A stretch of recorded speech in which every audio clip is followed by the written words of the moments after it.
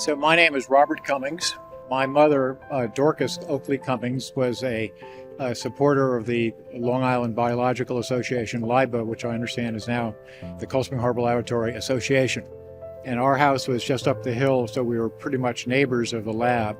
My mother was a great mom. She was gentle, she was kind, she was generous, and she was really committed to supporting her community in the wider definition. So organizations like the Cold Spring Harbor Lab, the preservation for the protection of the North Shore, they used to, just like people today, invite the visiting scientists for dinner at their house.